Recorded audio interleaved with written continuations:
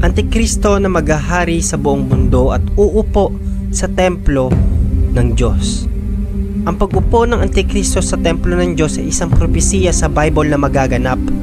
2 Thessalonians chapter 2 verse 4, kakalabanin niya ang lahat ng sinasamba at tinuturing na Diyos ng mga tao at itataas ang sarili sa lahat ng mga ito.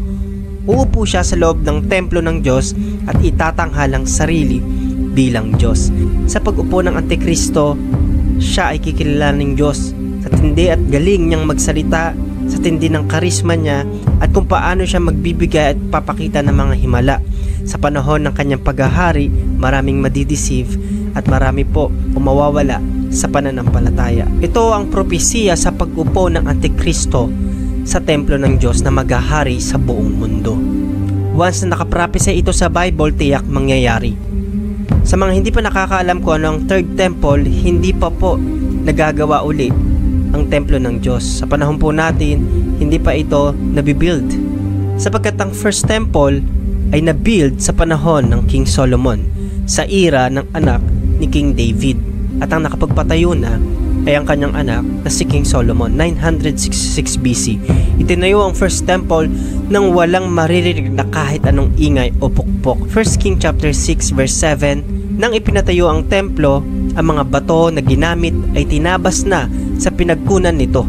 Kaya wala nang maririnig na pukpok ng martilyo, pait o anumang gamit na bakal. Sa kasamampalad, yung destruction ng first temple ay sa panahon ng Nebuchadnezzar sa era ng Babylonian Empire.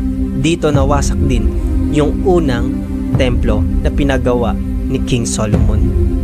Ilang panahon nang nakalipas, ang second temple ay na-rebuild sa panahon ng 500 BC sa approval ni King Cyrus ng Persia by Zerubbabel. Ezra chapter 1 verse 2. Ito ang mensahe ni Haring Cyrus ng Persia. Ibinigay sa akin ng Panginoon, ang Diyos ng kalangitan, ang lahat ng kaharian dito sa mundo. At pinagkatiwala niya sa akin ang pagpapatayo ng templo para sa kanya roon sa Jerusalem na sakop ng Huda. Second temple po, ito na po yung inabutan ng Panginoong Jesus na nakasulat sa Bible. Nagiba ito panahon ng AD 70. Sa panahon po natin, hindi pa nagagawa ang third temple. Pero asahan natin na ito'y makikita natin ng literal.